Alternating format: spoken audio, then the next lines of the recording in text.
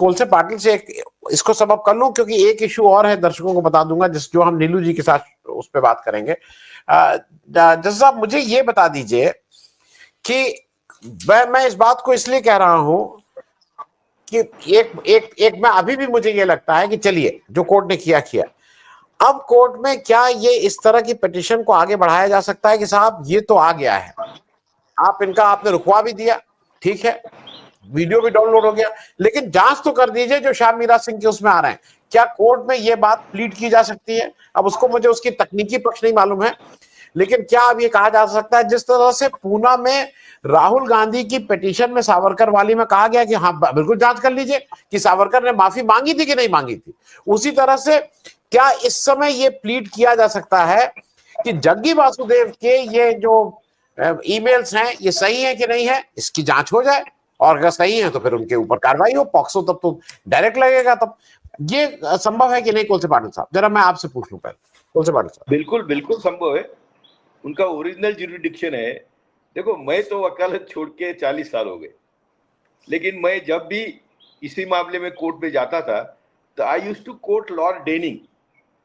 Lord Denning का कहना था कि भाई करने दो उनको जो करना है, आप डैमेज क्लेम करो ना, उनको आपको क्यों रोकने वाले हो। और मैं हमेशा ये उन्हीं के इस पर ये जीतता था केस। तो तब टीवी नहीं थे, रेडियो सिर्फ न्यूज़पेपर थे, लेकिन 80 से मैंने वकालत छोड़ा, 80 से।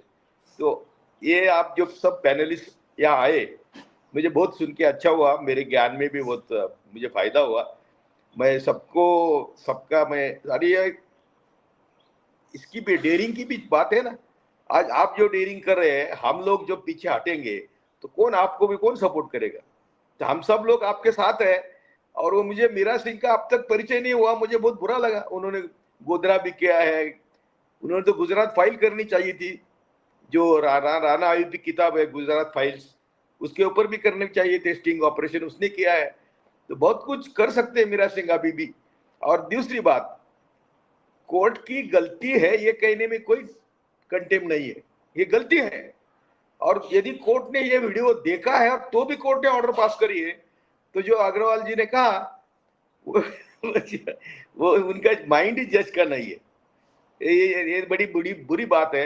यदि वीडियो देख के भी ऐसा ऑर्डर पास करते हैं जज, तो ये सब बाबा है ना, इन सबको एक डिफरेंट स्टैंडर्ड से हमने सबने देखना चाहिए। आसाराम बापू हो तो अभी बाबा के नाम भी मुझे मालूम नहीं कि, लेकिन सबके ये हमारे माता बहनी के खिलाफ ये लोग सबका उनका इस्तेमाल करते हैं, एक्सप्लॉइट करते हैं। हमारे एक श्याम मानव करके थे अंधश्रद्धा निर्मूलन के, अखिल भारतीय अंधश्रद्धा निर्मूलन, उन्होंने तो पहला काम यही किया था, ही एक्सपोज एवरी बाबा।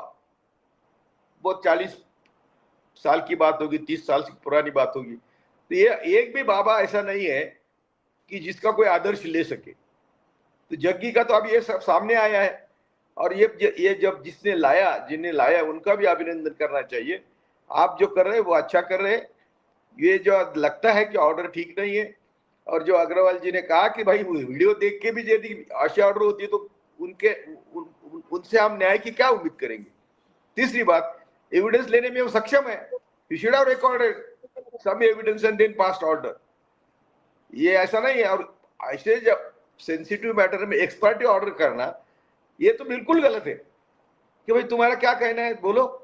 तो यदि हमें हमारे लोगों को मौका मिलता तो हम वो दिखाते, ओरिजिनल वीडियो दिखाते, विटनेसेस भी प्रोड्यूस करते। अभी जो उनका ससुर बोल रहा है कि भाई मेरे बेटी को इन्होंने मारा है, तो वो तो आएंगे ना कोर्ट में। कोर्ट में आना लोगों को आजकल कोर्ट में आना भी मुश्किल है। जैसा वो ये अभी 18 बॉम्ब शूट करे थे आरएसएस ने, तो उसके सब फाइलें है, रिकॉर्ड है, रिकॉर्डिंग है, लेकिन कोर्ट में कौन जाता है, कौन प्रूव करेगा वो। अभी प्रज्ञा ठाकुर ने और वह पुरानिक ने जो किए थे। तो ऐसी आजकल के कोर्ट में जाना और कोर्ट के सामने बोलना भी मुश्किल है।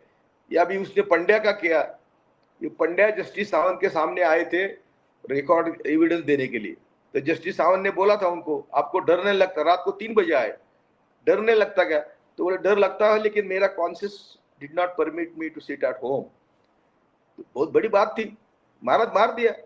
तो ये जो इनकी परंपरा है, मैं हमेशा उसका उल्लेख करता हूं, अग्रवाल जी आप भी सुनो, कि जस्टिस कृष्णायर और जस्टिस सावंत, इन्होंने मोदी को मास मर्डर में प्रोसिक्यूशन करने के सजेस्ट किया था, रिकमेंड किया था, और they recommended that he should not be, he and his gang should not be given any constitutional post during their lifetime.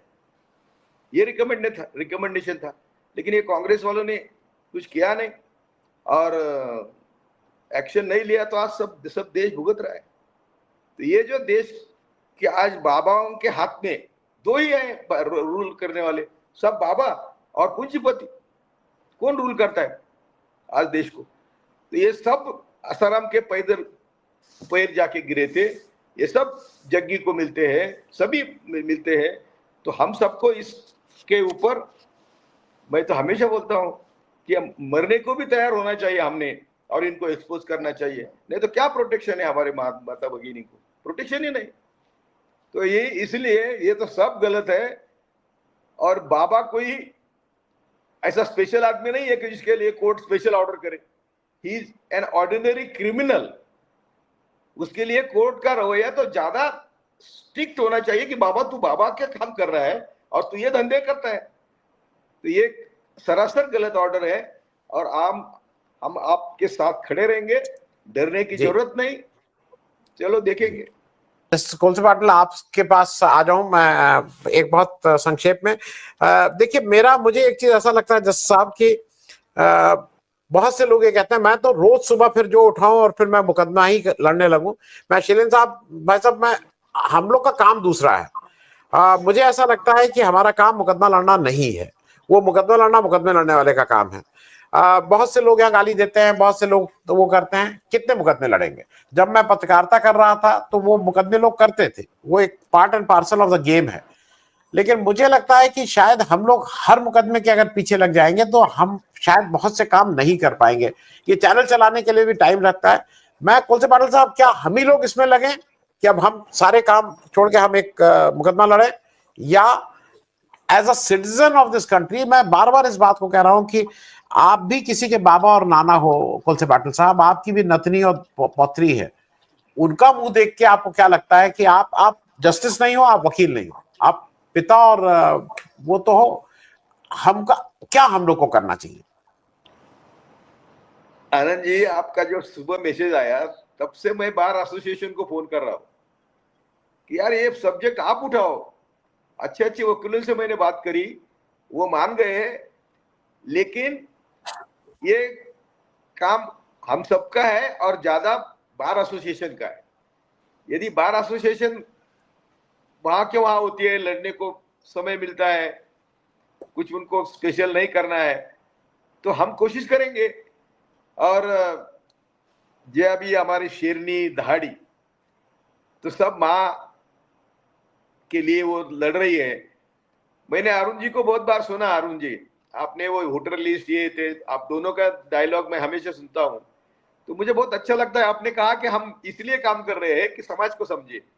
तो आज मैं आपके माध्यम से समाज को और बार एसोसिएशन को आह्वान करता हूं कि हम क्या कर रहे हैं, कितने दिन हम ये सहेंगे, और आज ये सहने का एक मुंह में पानी गया है, तो हम सब मिलके ये काम करें। मैं पर्सनली कई लॉयर से बात किया, सीनियर लॉयर्स भी कर रहा हूं। वो दिल्ली हाईकोर्ट के लॉयर्स पहले चाहिए, हम बम्बई हाईकोर्ट के लॉयर से बात करी थी। हम ये कर सकते हैं, करेंगे हम कुछ, हम तो हमेशा करते हैं कुछ ना कुछ लिटिगेशन करते हैं, खुद के लिए भी जाते हैं हाईकोर्ट में, हमें नोटिस आती है। अरुण जी, मैं पुलिस कोठरी में रहा, जेल में रहा, मेरा एक अनोखा अनुभव है जजशिप का। आंदोलन में मैंने सब भुगता है, तो भी हम लड़ते हैं, और आज भी हमारे ऊपर कई केसेस है, तो भी हम लड़ रहे हैं। जी।